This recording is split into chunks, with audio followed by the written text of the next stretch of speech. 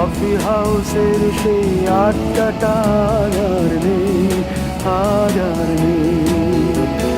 কোথায় হারিয়ে গেল সোনালি বিকেলগুলো সেই আর নেই।